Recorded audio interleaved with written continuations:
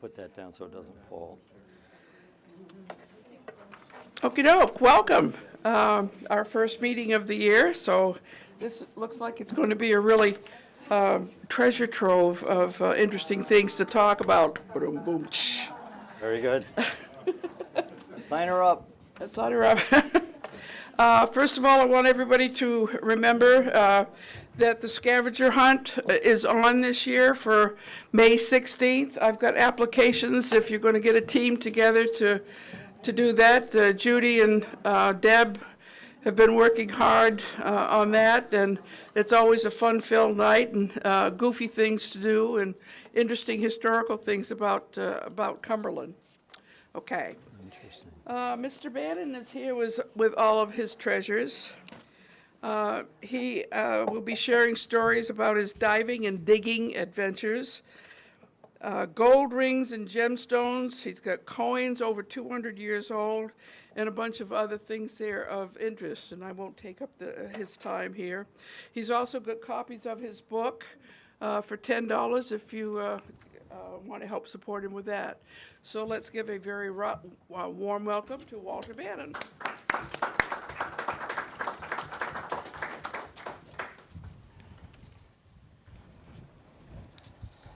Well, thank you. Thank you all for coming. This is great. It's a real pleasure to be here. Yes, I wrote a book, and they're all $10, any book. Writing that book, I like to tell you right up front that I think the book has more blood in it than I ever got digging, diving, or detecting.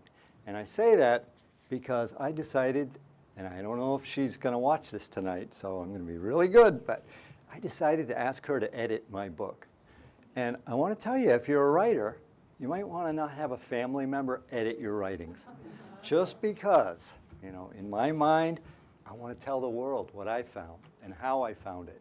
And we're kind of new to the area, and I promised not to get us in trouble moving into Freeport, you know. So I'm doing my best. But there's a few, you know, being a digger, it's a little different. It's sometimes you don't know where you are in the woods. And sometimes you find a treasure and you think, you know, in the other person's mind, it's, well, if you found a treasure, well, that belongs to the town.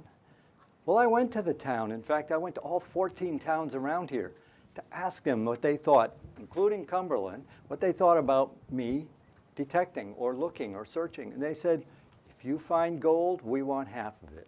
That's all they cared. You're okay, just don't make a mess. And that's usually what every town says, just don't make a mess. I am, or started as a bottle digger. I was about 14 years old, and I was riding my bike, and I saw a sign that said Bob's Old Bottles in Noank, Connecticut. At about 14 years old, I thought, well, that's kind of curious. Why would that be there? So I knocked on the door, and the old fella invited me in. He said, well, let me show you. So he brought me to the basement, and I would encourage, if you have grandkids that want to go into the basement of an old house today, go with them. But back then, you know, it was a little different world. I went down to the basement, and he pulled these bottles down and handed them to me one at a time. He said, look at that. And he said, that's worth, you know, $20. That's worth $30. And it really got me thinking, you know, I don't quite understand this and why it is. He said, well, would you like to go digging and try it yourself? So he told me one of his little secrets. He said, there's a spot over here on the ocean you can go and you can dig up your own treasures. So I left there kind of curious, but I went to the spot and I dug and I didn't find anything. I figured this is just a lost cause. Well, 10 years later, 14, that would put me about 24 years old, I was put onto Block Island, Rhode Island to do some work in the wintertime. There is nobody there in the wintertime. I was working on the telephone wires. So one day in the weekend, I thought, geez, I'm out here by myself on this island. It's desolate. Walking along the beach, and I saw some broken glass. And I thought, you know, I remember that old man that told me that I ought to try digging. So all I had was my bare hands, and it was cold, it was winter, but I started pawing in the sand, and I pulled out a bottle with an anchor on it. I thought, oh, that's curious. I dug some more, and I pulled out another bottle with an anchor. And then, you know, after about 15, 20 minutes, my fingers were frozen. I couldn't dig anymore because I was getting down about a foot deep, but I had about 6 bottles that I knew nothing about. One of them said bitters, actually 2 or 3 said bitters on it, and a couple had anchors, and I forget the rest. So I brought them to my mother-in-law's house in Mystic following weekend, and she said, oh, I like pretty bottles, will you give them to me? And I ended up giving her half and bringing the rest home. So that was kind of like the second thing that triggered my thoughts about old glass. Then I put it away for years and years. I didn't think about it until I moved to Bridgeton, Maine. I don't know, is anybody familiar with Bridgeton? It's not too far away. Okay, great.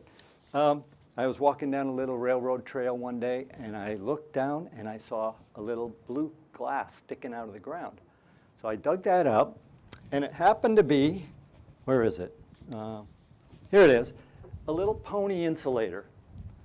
Not worth a whole lot, but they're kind of cute, you know. But what happened was it started that thing in my brain that said dig, dig, dig, dig. And that was the beginning of me becoming, my wife says obsessed. I like to say my profession, no. Well, it could be a profession. That's my job today. Somebody asked me yesterday in Portland how often I get out and explore. And I had to stop and think. I said, every day. And I realized, wow, I've become that person, that hunter, that crazy hunter. So this is kind of what triggered it in me. So I submit, if you have ever gone to a beach and walked around and said, I see some sea glass, and then started picking it up, you might be a treasure hunter. When I was writing the book, I was told, you're not really a treasure hunter. And I thought, that hurt. What do you mean? Well, when I think of treasure hunting, I think of a guy going down and finding a pirate ship full of gold. It's like, okay, so he's a treasure hunter. So I'm writing the book, and I went and got Webster's dictionary, and I looked up treasure, said anything of value. Okay, I think I qualify there if I find something of value. And hunter, anyone who seeks. Okay, so you put it together, a treasure hunter is anyone who seeks something of value. So is a penny valuable? Sure. I sold a penny once for $10 that I found, but that's 1,000 times its face value. So to say I'm a treasure hunter, I think my wife is accepting that, and others accept it, and then they want to know, well, what have you found? So let me go on here. I started poking around in Bridgeton, and I thought, well, how do I do this? What do I do? So one day I was driving down by where Hannaford is now, but before Hannaford was there, and I saw these big contractor trucks with backhoes, and they were digging the ground up, and I could see glass sparkling everywhere in the dirt. And I said, there's my gold mine. I got to go. But they had caution tape and, you know, all those signs that say, do not enter. But I think they mean unless you're a treasure hunter, then you can come in. So what I schemed was after 6 o'clock, the place would be quiet. And I'm not encouraging you to do this, but I'm saying this is how I learned. And 6 o'clock, I pulled up in there, and the place was quiet as a mouse. All the tractors were shut down, and it was totally quiet. And I thought, oh, this is going to be great. This is going to be great. I walked in, and one of the first things I found was a little peanut butter jar in the shape of an elephant. And I thought, well, it doesn't look very old, but I'll keep it. I later sold that for $134. Some things people are looking for. Anyhow, so I'm walking around the site, and everything's torn up everywhere, and I'm poking around, and then I hear the engine of that giant excavator start up. And I thought, oh no, I'm in trouble. The excavator was up on the hill behind me, and the claw was facing the other way. So I don't think he'd seen me. So I thought, okay, I'm safe, I'm safe. I walked down to the water edge, and I walked into the woods, and I thought, well, I'll just sit here until he leaves. Well, evidently, he wasn't leaving, because after about half an hour, 45 minutes, I thought, I think I'm going to come out of the woods. I'm really getting tired of sitting here. So I thought, well, you know, what will I say? I'll tell him I'm a historian of sorts, you know, I'm just interested in old stuff, and I wanted to take a look, and I had all these thoughts running through my mind. What am I going to tell him? And so I walked out, and I heard the engine shut off. I thought, well, oh boy. And I see him, looked up at him, and I saw him get out of his truck, reach behind his seat, and get something that looked kind of like a tire iron. I didn't know what it was, but he kind of held it down by his side, and he started making his way towards me. And I thought, oh, you know, this is it. You know, he looks a little bigger than me. So he walked up, and he's like, what are you doing down here? So I tried to do my spiel, but I was pretty nervous. So I started with, well, you know, I'm interested in old things, and I was a member of the Historical Society. I didn't really want to throw that on them because, you know, if I got arrested, you know, that'd be in the papers. So he came up and he said, so you're looking for old glass and bottles? I said, yeah, that's kind of what I'm doing. And he pulled out what he was holding, and he said, well, would you like this? I didn't want to break it. And then he said, and if you look over there, there's a pile of bottles I've been saving for somebody who would like to have bottles. So I was like, oh, man, I made it through this one. But that kind of gave me a little warning, you know, let people know what you're doing. I've been in the woods, and I've had projectiles going over my head because I didn't tell anybody I was in the woods. And I thought, well, somebody is shooting at me. So I employed my old Army tactics that I learned, you know, get on your ground, keep your head as low as possible, crawl along the riverbank this way, don't go up to where the projectiles are coming from. And I put up with that, you know, I'd be really quiet, and then another projectile would go right over my head and the leaves would fall and I'd hear the crackling. And that's pretty scary, being in the woods, thinking you're getting shot at.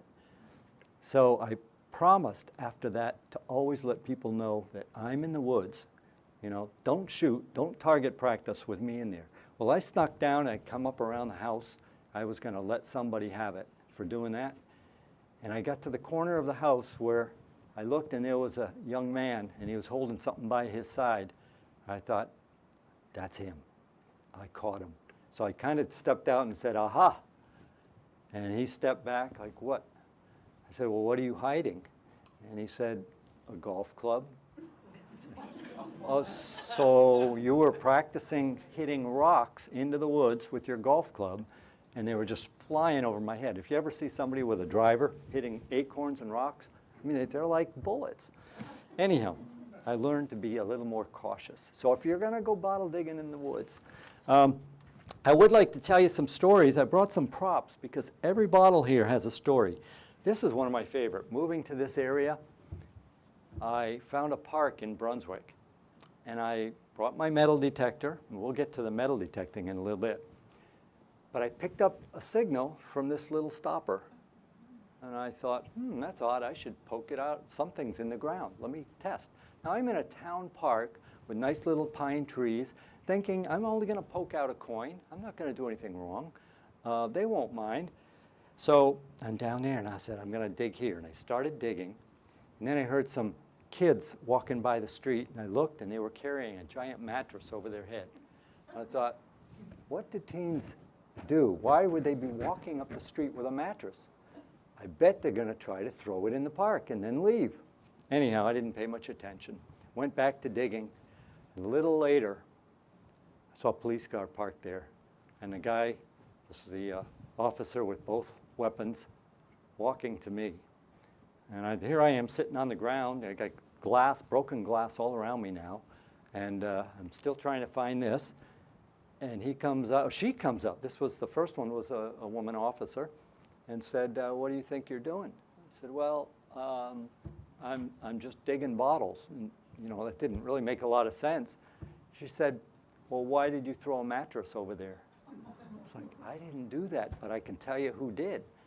And then I see another police officer show up. He's fully armed. So I'm still sitting on the ground, and I got two officers fully armed over me, wanting to know why I threw that mattress.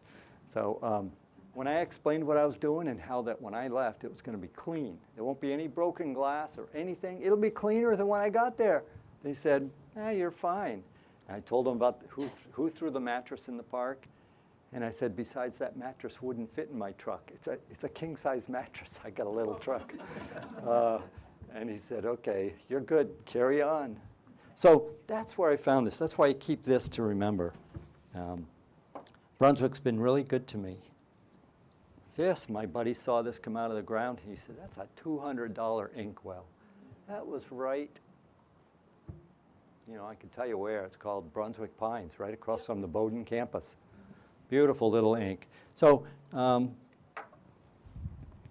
anyhow, so the bottle, my bottle digging adventures often end up, this was in that park.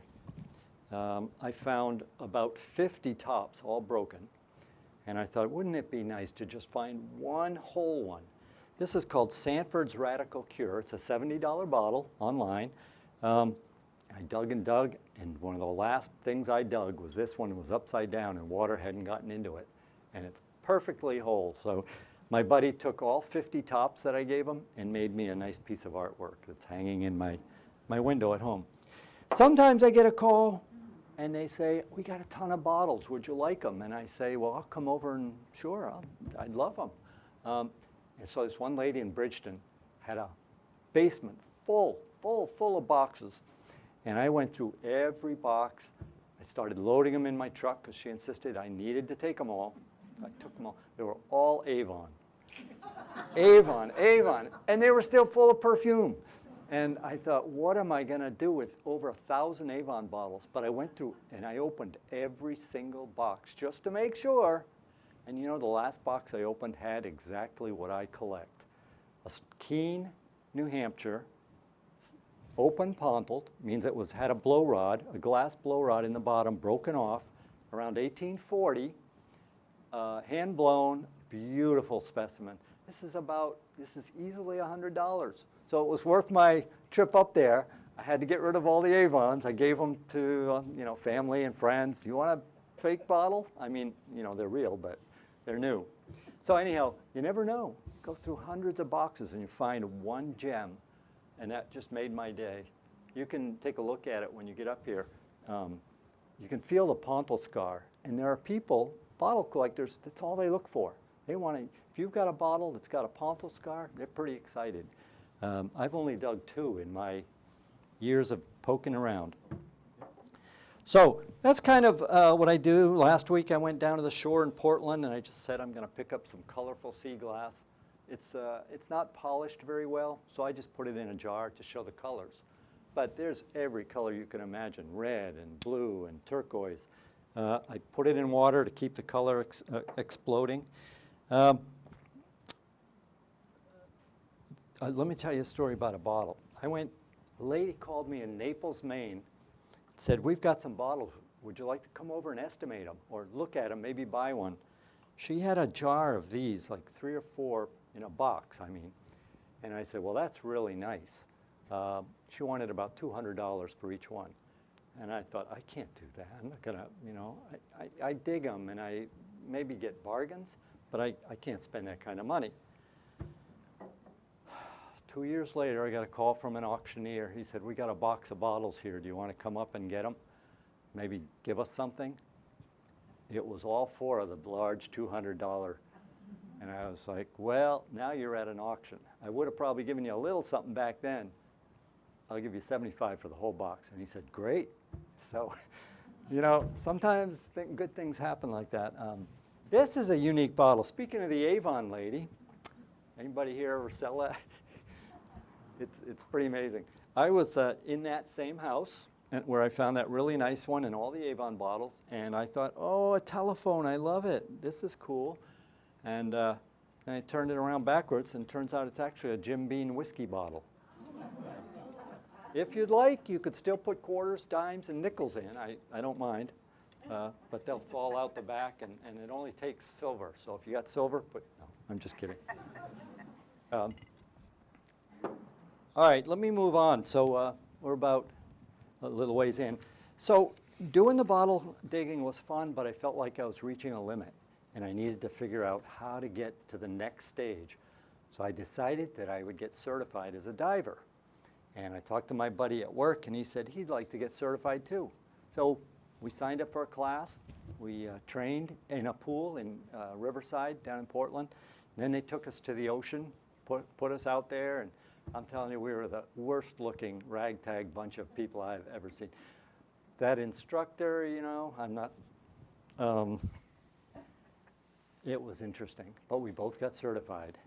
Came back, and my first dive, I thought, okay, he said you should have a buddy diver, play it safe. Diving is 10 times more dangerous than bottle digging. So I went out to a little pond called Adams Pond. I got a canoe, my buddy, my dog, and all my gear, safety, you know, I'm thinking I've got everything. I got the whistle if I have to come up and blow the whistle. So we went out to the middle of the lake, and I submerged. Gave him a thumbs up, said, everything's good, right? Everything's good. I submerged, went down. It was only about 15 feet.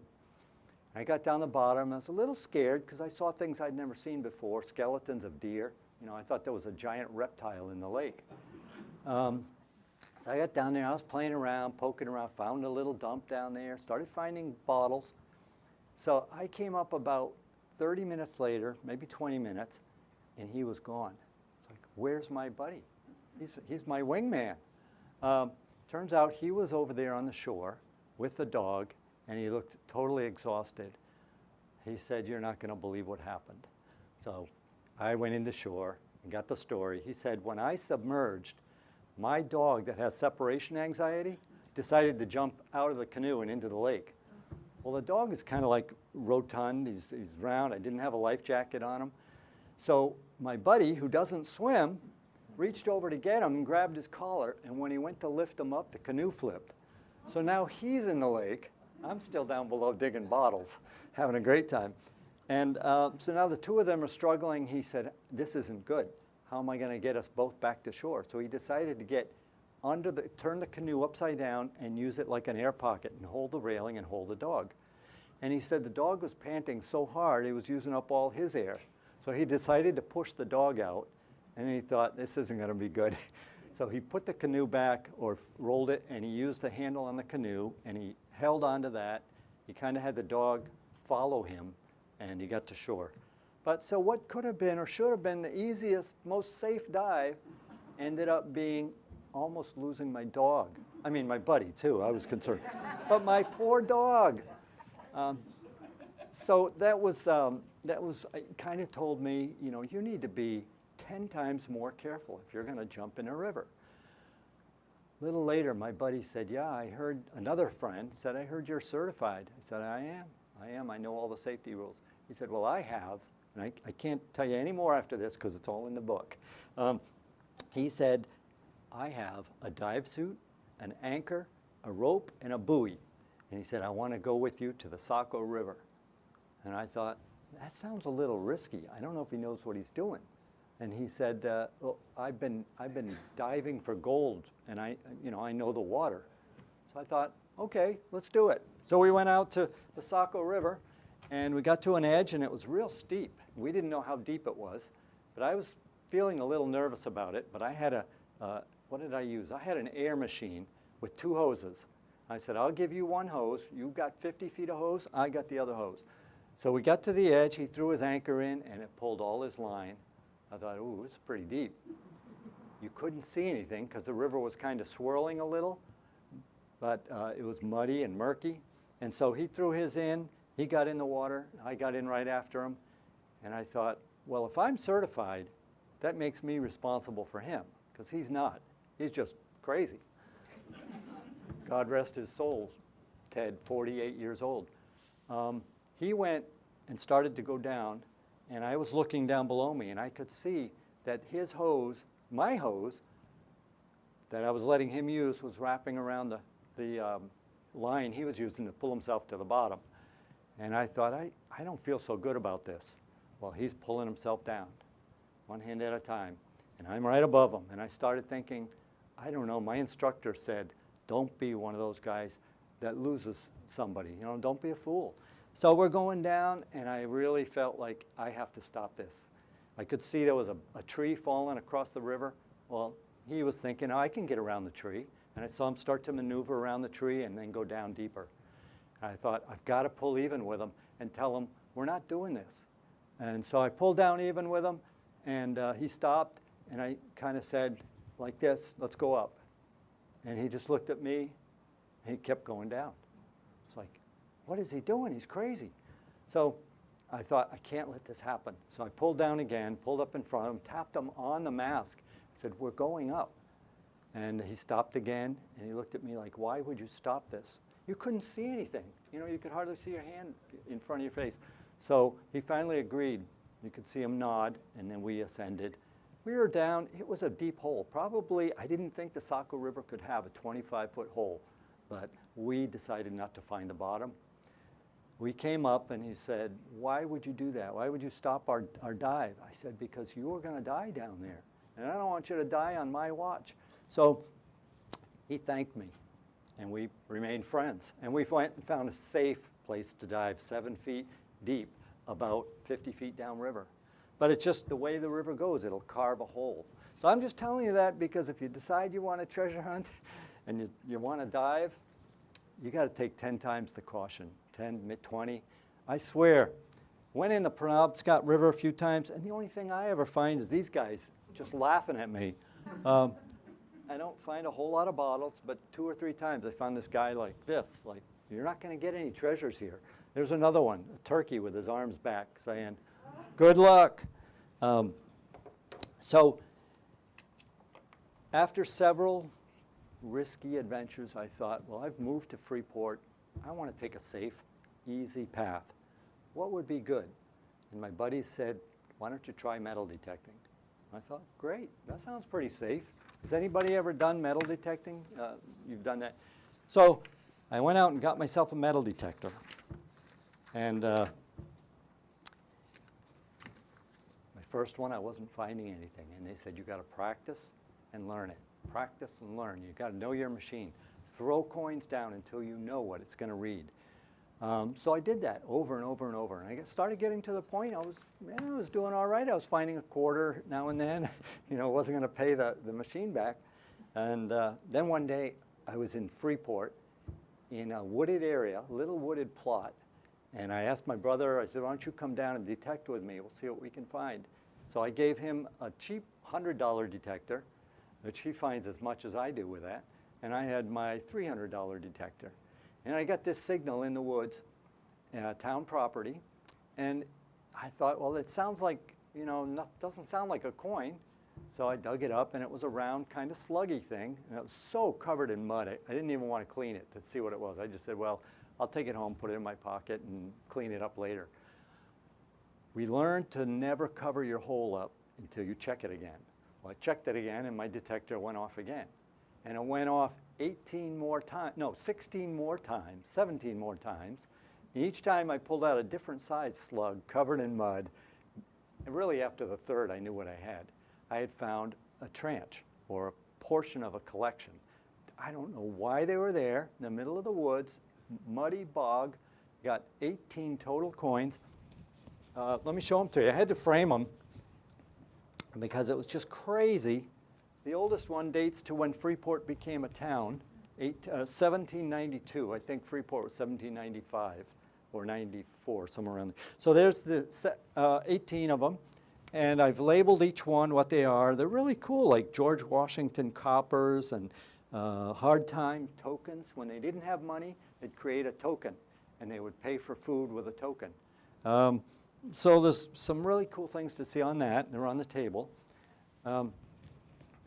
I started having a little bit of luck with the detectors. And so everything from here in this treasure box to this, I don't know if you can see that. I tried to glue all these little dog tags, buttons. I put them all together to show. Earrings. Rings. I love finding rings. I found my first gold ring at Coffin Pond in Brunswick. The funny thing is, I'll move right along because I've been about half an hour. I went to Coffin Pond and the ground was frozen. I went up there and I got my detector out. I said, I know there's something good here because it read 30 on my machine. So I took my dagger, it's a little digger, I stuck it in and I couldn't get through the frozen ground. So I thought, okay, this is a problem. I'll come back in a week and with the sun shining on the beach and everything, it should be a little better. Sure enough, I went back a week later, Same thing. That signal was right there. I said, I know what this is good. Couldn't get to it. Again, the ground was frozen. I said, I'll come back in 2 weeks. I know it's going to be thawed by then. So 2 weeks later, I parked in the driveway, started to get all my gear out, and my brother was with me that day, and I see this lady making her way towards me with 3 little girls in tow. I thought, oh, this is cute. She came up and said, what are you doing? I said, oh, I'm just going to take my metal detector and see if I can find a penny or so, you know. She said, well, my friend lost her diamond ring right over there.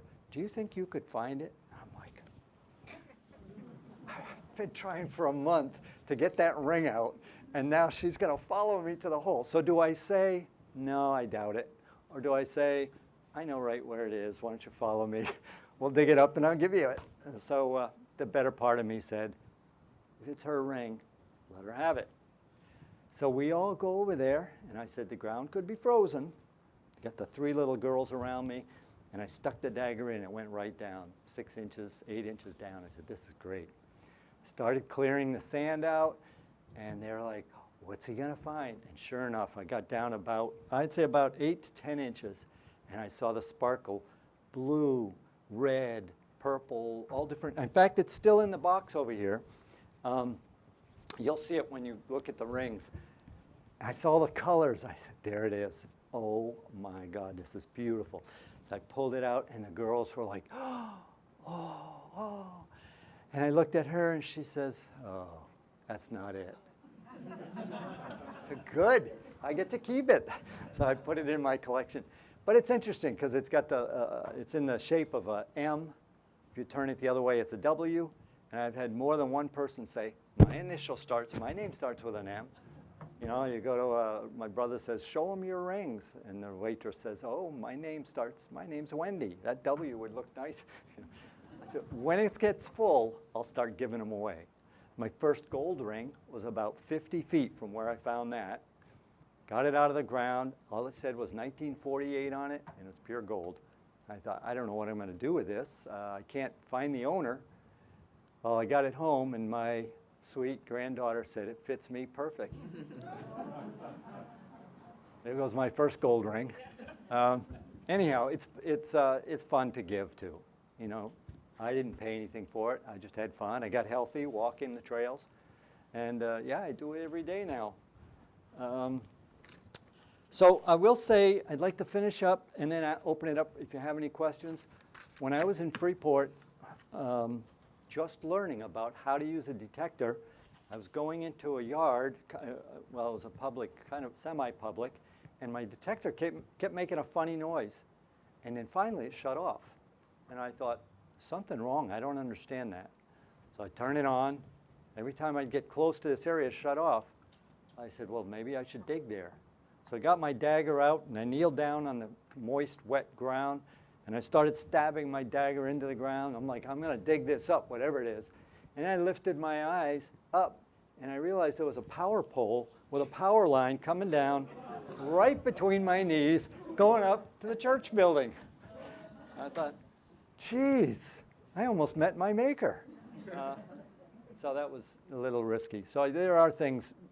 Detecting is usually safe, except for when you walk up a hillside and it's covered with moss, and you fall, and your detector's pointing at the sky. It shouldn't be, but I've done that a few times. And I've learned not to stab my knife into a thing when the detector's trying to tell you there's radiated energy too much, so much so that it shuts the unit right off. So I've learned, and my wife says, if you've learned, why do you keep making so many mistakes? I said, I don't know. But I wrote about them. They're in the book, and you know, the book has been tempered a little bit to please everyone. So let me look before I open it up. If there's anything else I wanted to show. I do take, if I find a broken bottle, what I do these days is I'll take the top, and I'll use a glass saw, and I've been slicing them, polishing them a little bit, and people love these as marble holders. Yeah, and I don't know if you remember about 6 months ago when the Penobscot River was really low in Windham because a dam got torn out. It was on the news. 10 minutes later, I was in my truck driving to the beach in Windham, and I said, if there's no water there, I'm going in that river. So sure enough, my buddy called me on the way. He said, did you hear the news? The dam is gone and the river's low.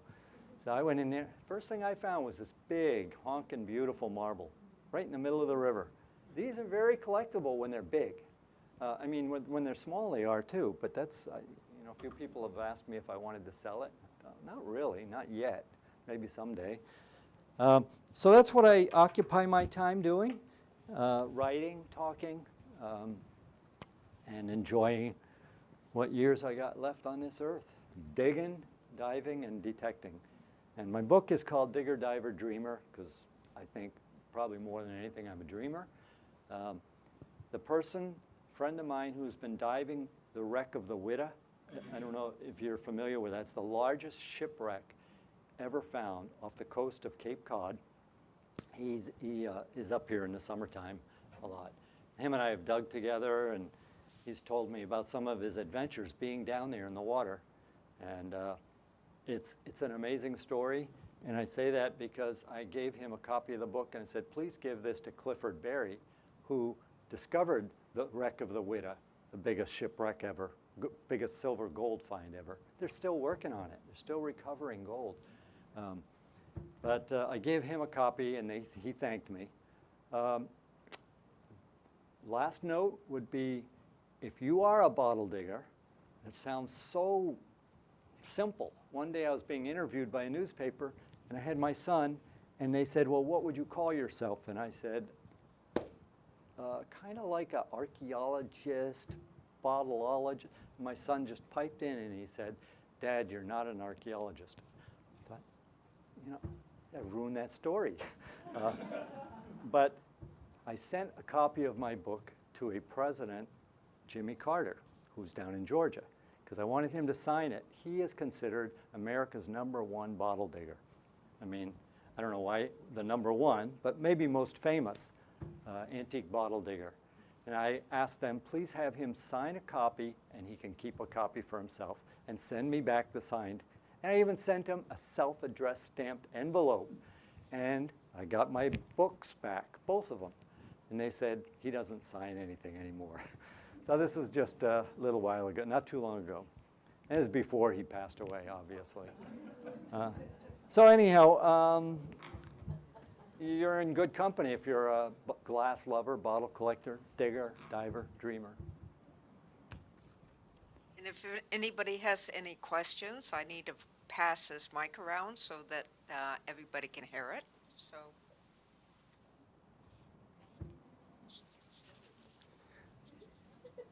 Well, while you're passing it, I'll show you a little sample.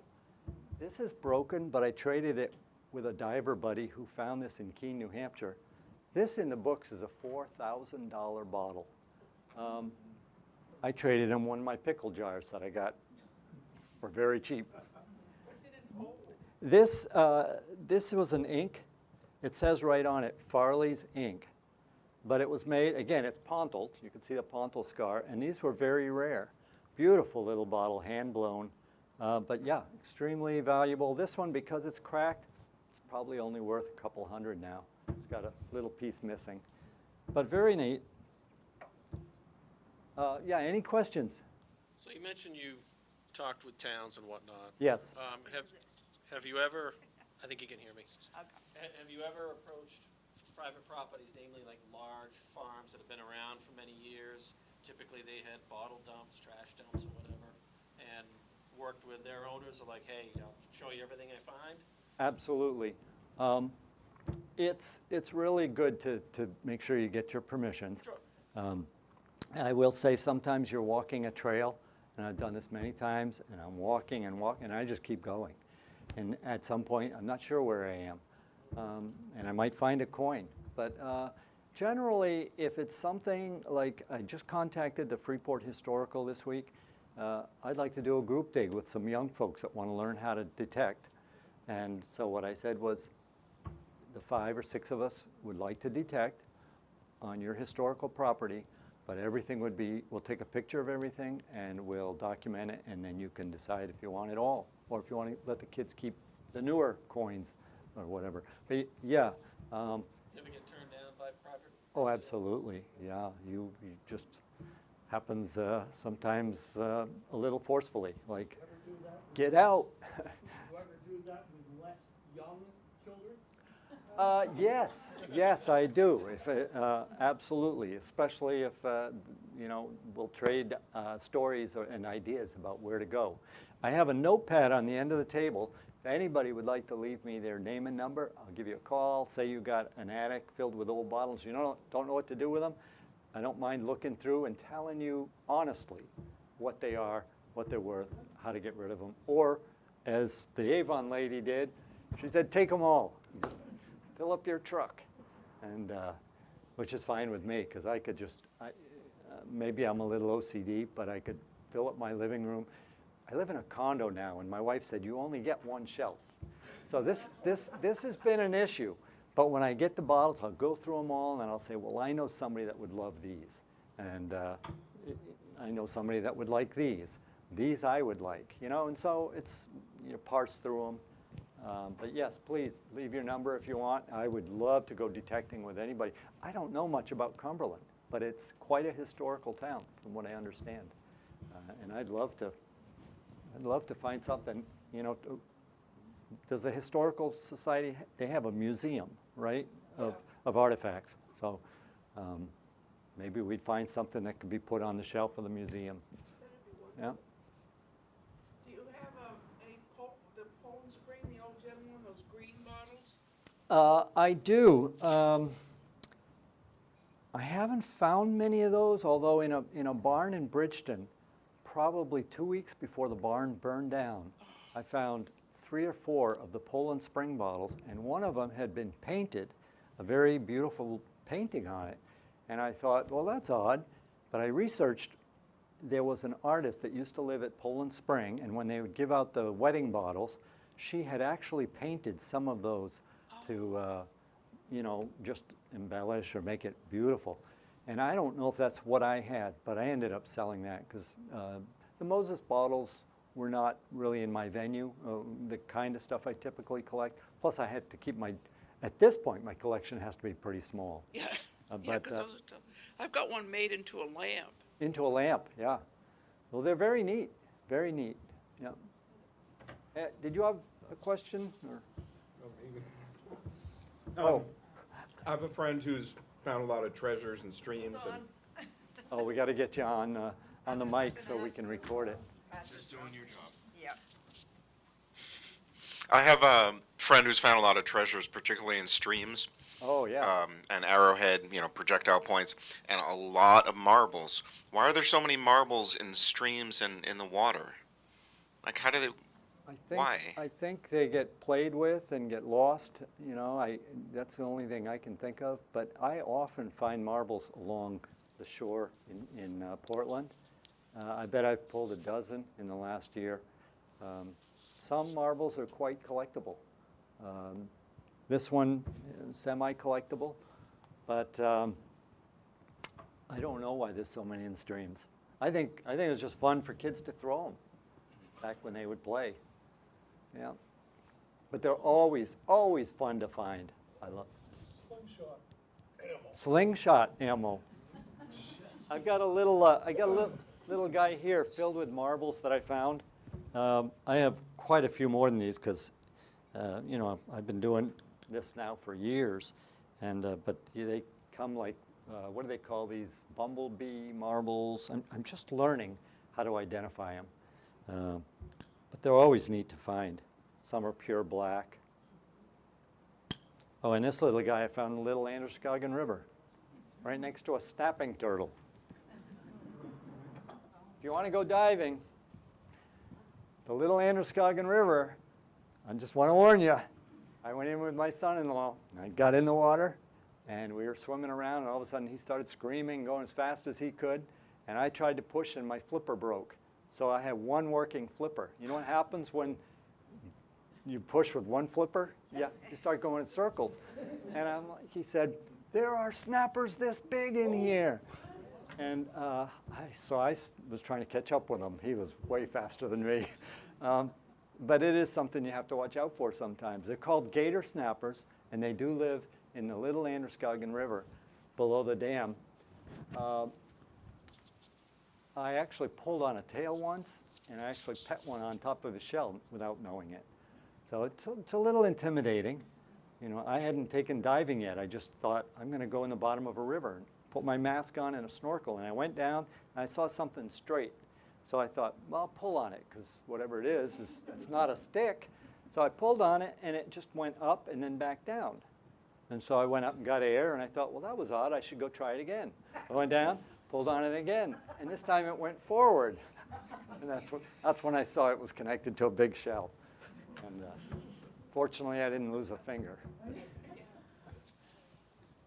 We've heard that you use a dagger to go down. Yes. And we've also heard that you use your hands to dig. Yes. Is that it? Pretty much. I did buy something called a scoop screen. It's a little metal scoop, and if you're out in the ocean, I haven't done any ocean detecting yet, but you go out in the ocean, if you're this deep, you don't want to go underwater. You want to detect, and you have this scoop with a handle, and you push it into the sand, and you lift it up, and you move it away, and then you check to see if it's in the bucket by seeing if it's not in the ground. And there are guys that find a lot of rings and coins that way. I'm a little nervous about the sharks, because I did some diving in Wiscasset, and they said, well, you know, there's sharks that come upriver. And I thought, oh boy. With my luck, I was in Bodenham. Last story I'll tell, then I'll ask one more. I was in Bodenham, and I thought, what a great river to get into. Even though I can't see anything, it's all murky, I'll just close my eyes and start feeling the mud. And I'll go to the bottom, and I'll just feel, because I know it's loaded with good stuff. I got to the edge of the river, and I looked in, and I saw kids over there swimming. I said, well, that's okay then. Boats, little boats. So then I was about ready to think about going in, and I saw this gigantic, biggest fish I've ever seen come out and then splash down right in front of me. And I thought this was a tiny, tiny little stream river. Turns out sturgeon are coming up into the rivers. And so I looked online. I didn't go in. I won't now, I don't think so. And I looked, do sturgeon ever attack people? And it said only when they land on them. It's the only time it hurts people. They don't eat them, they don't spear you or bite you, but they come out of the water, and if they land on you, yeah, you probably break a neck or something. So I don't think I want to get in there. Sturgeon, bigger than me. I mean, and they're in the Kennebec River too. Beautiful. If you go down there, when they start jumping, you'll see massive fish come out of the water. And that's part of their way. Any other questions? I have books for $10. You can leave your name if you want to. Have you watched the Netflix series The Detectorist? I haven't, but somebody You need said to. I should. Okay. It's really good. The Detectorist. I'm going to write that down. You'll really like it. Okay.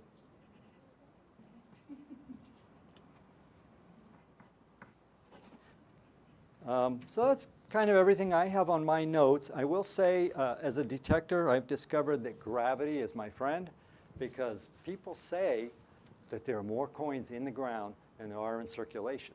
Now, I've heard this. I don't know if it's true, but when you think about 400 years of people walking, even in Cumberland, I'm sure there's just some fabulous things to discover. So if you see me in your yard at night with a light, please don't shoot me. I'll share my goods with you. Are there shows or societies for collectors like yourselves that periodically occur? There are groups. There are a few Facebook groups and other online groups where they share stories and they kind of promote the hobby. Value things and Oh yeah. trade shows, Some, swap stuff? yes, there are trade shows. In fact, we've got a antique bottle show coming up in Topsom, at the Topsom Fairgrounds. I think it's, if you look up Down East Bottle, I think the group is officially called the Down East Bottle Club. They'll show you when the date is, but it's in the fall. And it's fabulous. I mean, you'll see 50 to 70 tables like this, fully lined with some of the most amazing glass. And just to own a piece that somebody, you know, might be 200-300 years old. Like the piece I showed, if this was blown in 1840, that would make it almost 300 years old. 280 or something.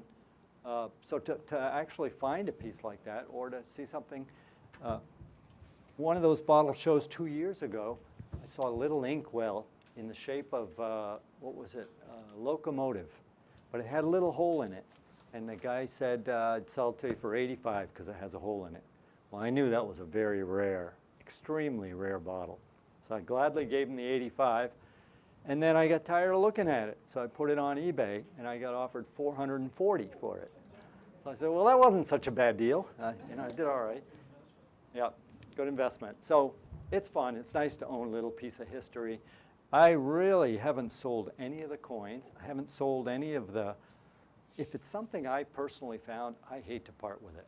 When I opened a museum, because my wife said I had too many bottles in Bridgeton, I ran a museum for 3 years. It was because she said, it's either me or the bottles. And I said, really? No. So I thought, okay, the only way I'm going to keep what I find is by opening a showroom. And the town of Naples let me use one of their brick buildings and lease it. And for at least 3 years, I ran a glass museum out of there. People got to know me. I couldn't even get rid of bottles. I went to the dump one day and would put a box of bottles there because my wife said I needed to downsize. And went in town feeling a little sad for those poor things because I dug them all. And I came back home and the box was back on my porch. Some lady had given the town a little bit of money to buy that because she knew someone who would love to have them. And I was like, I can't even throw them away. So I had to open a museum. Well, anyhow, it's a great hobby. It's a lot of fun. And for kids, it gets them out into the woods and off their phones. Thank you very much. Well, thank you. Well, I appreciate it. I've got about 400 glass milk bottles. Oh, my Cumberland God. County.